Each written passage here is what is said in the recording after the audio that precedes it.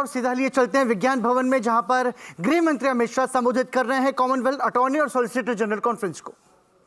General of India श्रीमान Tushar Mehta ji, solicitor general of India doctor S Shiv Kumar, जिनके निमंत्रण पर हम सभी लोग यहाँ पर आए हैं, अध्यक्ष कॉमनवेल्थ लीगल एजुकेशन एसोसिएशन और उपस्थित सभी न्याय क्षेत्र से जुड़े हुए सभी कॉमनवेल्थ कंट्रीज से आए हुए अलग अलग भूमिका को निर्वहन करते हुए भाइयों और बहनों, आप सभी को अंतिम दिन पर ही सही मैं भारत में आप सभी का स्वागत करता हूं।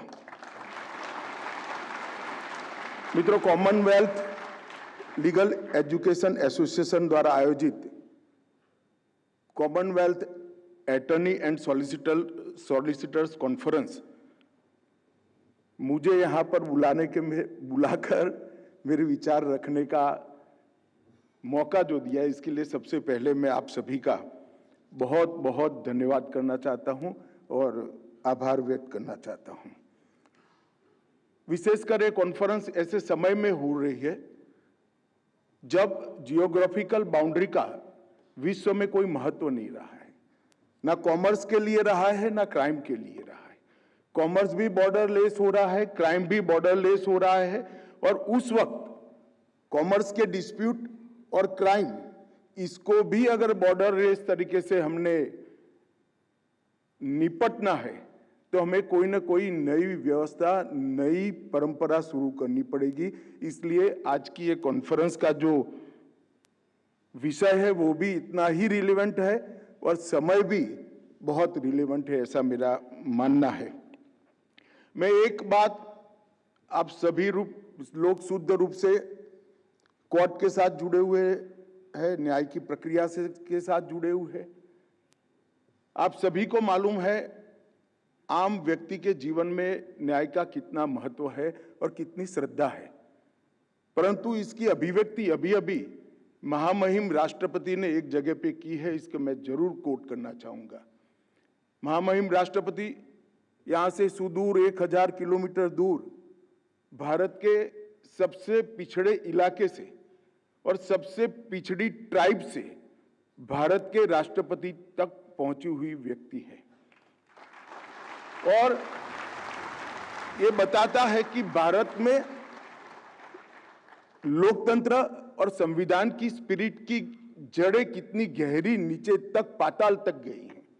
उन्होंने अभी एक भाषण में मार्मिक टिप्पणी की थी।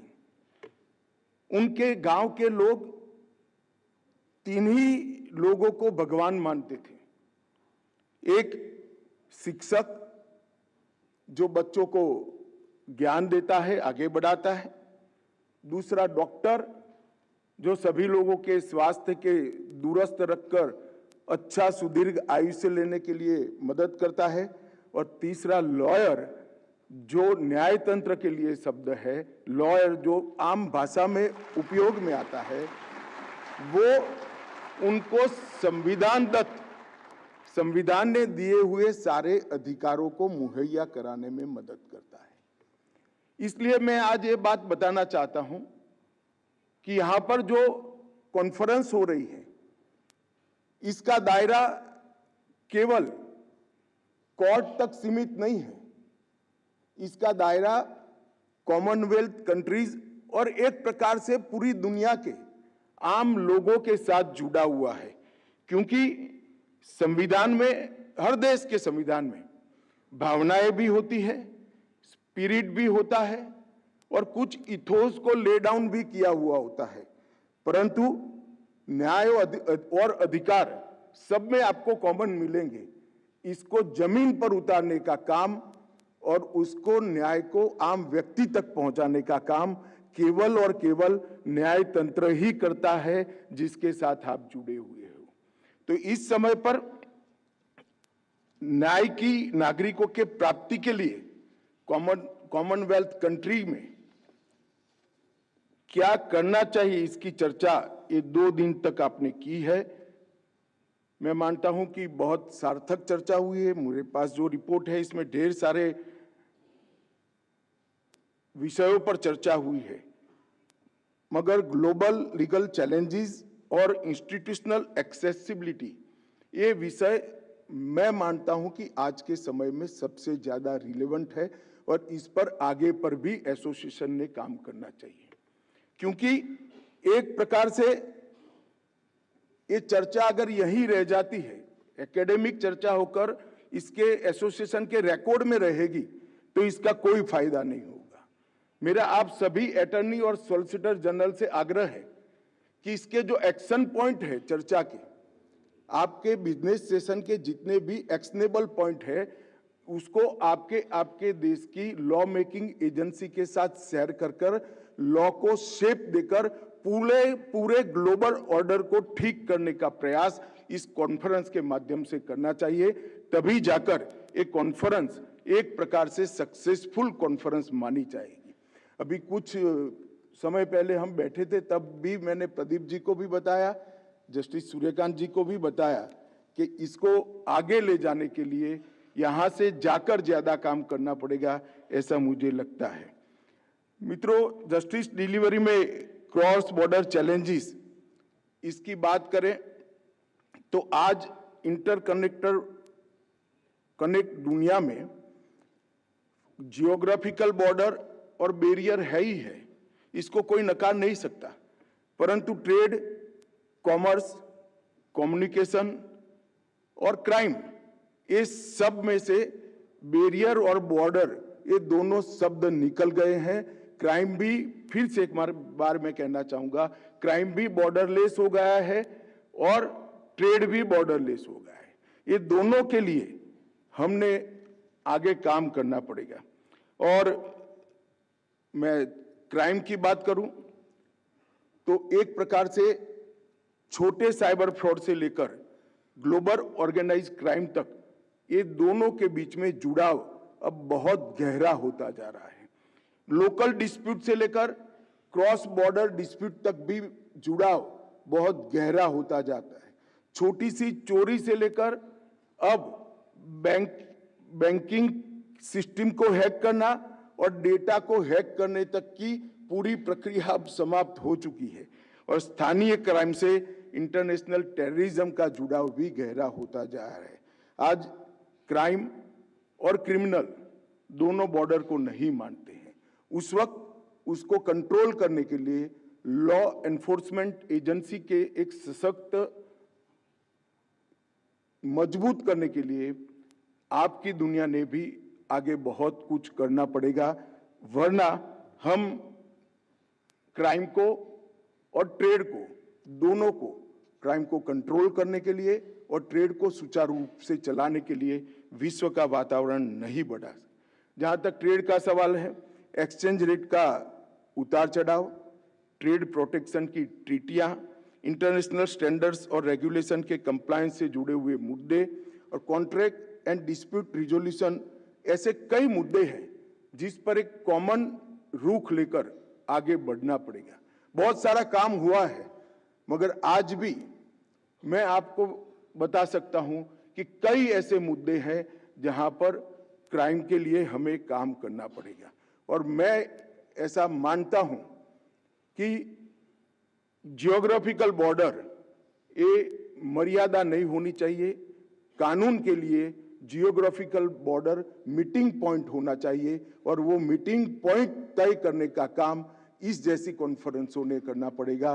तभी जाकर सब कानून एक दूसरे को रेसिप्रोकेट करेंगे और हम जस्टिस की डिलीवरी कर पाएंगे। आज के टेक्नोलॉजी के दौर में जस्टिस डिलीवरी की जो कल्पना है, इसमें कोऑपरेशन और कोऑर्डिनेशन को भी हमने मूल मंत्र बनाना पड़ेगा। आज के ग्लोबल क्राइम चैलेंजेस जब सीमाओं का सम्मान नहीं करते हैं, जस्टिस डिलीवरी में भी हमने सीमाओं को एंड की तरह नहीं बल्कि मीन्स की तरह देखना होगा और जस्टिस डिलीवरी में सीमाओं को बाधा नहीं, मीटिंग पॉइंट के रूप में डेवलप करना होगा। और ये स्पिरिट को अगर हमें नीचे तक पहुंचाना है तो मैं मानता हूं अभी बहुत सारा काम करना बाकी है और इस पर सभी कॉमनवेल्थ कंट्रियों ने साथ में काम करने की जरूरत है। भारत ने इस क्षेत्र में ढेर सारा काम किया है। ट्रेड डिस्प्यूट्स के लिए और क्रिमिनल लॉ के कंप्लीट रिफॉर्म के लिए हमने बहुत लंबी चर्चाओं के बाद एक्सरसाइज कर सभी स्टेक होल्डर्स के साथ चर्चा कर भारत में इसका क्लेवर भी बदला है और इसका स्वरूप भी बदला है। और टेक्नोलॉजी का उपयोग हमने हर जगह पे इतना बढ़ाया है, सिर्फ अभी की उपलब्ध टेक्नोलॉजी नहीं, इनकी डेफिनेशन में हमने आने वाले 100 साल तक जितनी भी टेक्नोलॉजी में बदलाव आएंगे उसको डेफिनेशन में समावेश करने का भी हमने ढेर सारा काम किया है। मैं मानता हूं कि कॉमनवेल्थ कंट्रीज के लिए ये बहुत उपयोगी होगा कि हमारे यहाँ जो परिवर्तन हुआ है वो मैं मानता हूं आपके देश के अंदर भी बहुत सहायक होगा। आज जिस तरह से परिदृश्य बदल रहा है, मैं मानता हूं कि न्यायपालिका को भी बदलना पड़ेगा। क्रॉस बॉर्डर चैलेंजेस के मद्देनजर टेक्नोलॉजी का जो उपयोग है इसको न्याय की पूरी प्रक्रिया में एडॉप्ट करना पड़ेगा। हम 19वीं सदी के कानून से 21वीं सदी में जस्टिस डिलीवरी नहीं कर सकते। और अब ये जो 3 कानून जिसका जिक्र सॉलिसिटर जनरल और लॉ मिनिस्टर ने किया, मैं कहना चाहूँगा कि ये 3 कानूनों के कंप्लीट इम्प्लीमेंटेशन के बाद भारत की क्रिमिनल जस्टिस सिस्टम विश्व की सबसे आधुनिक क्रिमिनल जस्टिस सिस्टम बनेगी, इसमें किसी को शंका रखने की जरूरत नहीं। हमारी न्यायिक व्यवस्था में एआई आधारित ट्रांसलेशन व्यवस्था से बहुत सारा हमें फायदा हो सकता है और लीगल सिस्टम और केस की बारीकियां समझने में एआई का बहुत बड़ा उपयोग अब हम कर सकते हैं।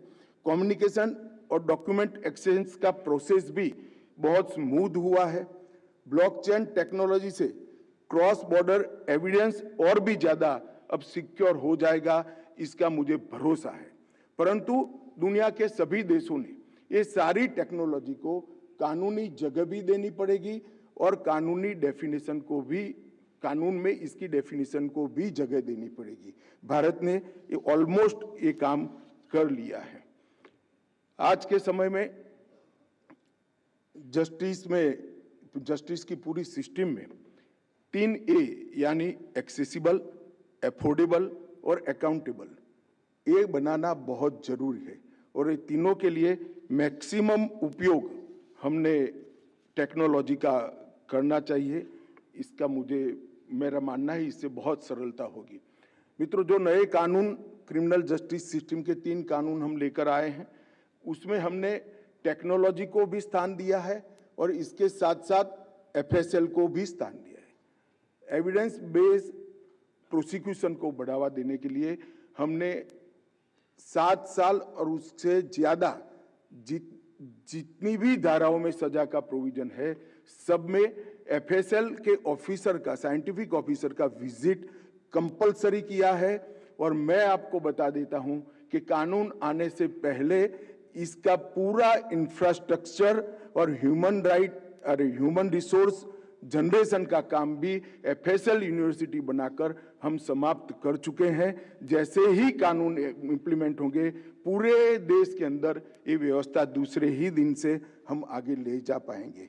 मित्रों, आज एफएसएल यूनिवर्सिटी ने हर साल 35,000 साइंटिफिक ऑफिसर बाहर आएंगे, इस प्रकार की व्यवस्था हम ऑलरेडी कर चुके हैं। इसके पहले भारत के अंदर integrated criminal justice system ICJS के माध्यम से हमने देश के सारे पुलिस स्टेशनों को एक ही सॉफ्टवेयर से अपनी अपनी भाषा में ऑनलाइन काम कर सके, इस प्रकार का ऑनलाइन जुड़ाव कर चुका है। ई पुलिस के माध्यम से लगभग 8 करोड़ से ज्यादा लेगेसी डेटा को हम स्टोर कर चुके हैं। ई कोर्ट में 15 करोड़ से ज्यादा लोअर जुडिशरी के डेटा को ऑनलाइन कर चुके हैं। ई प्रिजन से 2.5 करोड़ से ज्यादा कैदियों का डेटा अब ऑनलाइन हो चुका है। ई प्रोसिक्यूशन से 1 करोड़ से ज्यादा प्रोसिक्यूशन का डेटा, लेगेसी डेटा की मैं बात करता हूँ, नया तो अब ऐसे ही जनरेट होगा, वो ऑनलाइन हो चुका है। और ई फॉरेंसिक से माध्यम से 35 लाख से ज्यादा फोरेंसिक का डेटा भी ऑनलाइन हो चुका है। ये सभी 5 pillars police, court, prison, prosecution और फोरेंसिक, ये सभी 5 पिलर्स के लिए इंटर पिलर इंटीग्रेशन के लिए भी एआई का उपयोग करते हुए सॉफ्टवेयर एक साथ बन रहे हैं और ये पांचों का डेटा एक दूसरे के साथ बात करे ऐसी ही भाषा में पहले से ही बनाने का काम हुआ है, जिससे जब एआई के उपयोग से सॉफ्टवेयर बन जाएंगे तब ये सारा डेटा एक दूसरे के साथ बात कर ढेर सारी चीजों को सरल कर देगा, इसका मुझे विश्वास है।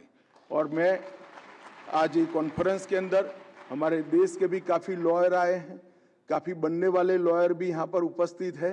मैं सबको विश्वास दिलाना चाहता हूँ कि ये तीनों कानून का कंप्लीट इम्प्लीमेंटेशन होने के बाद किसी भी एफआईआर को हाई कोर्ट तक 3 साल में न्याय मिल जाएगा, इतना हमने सुनिश्चित कर दिया।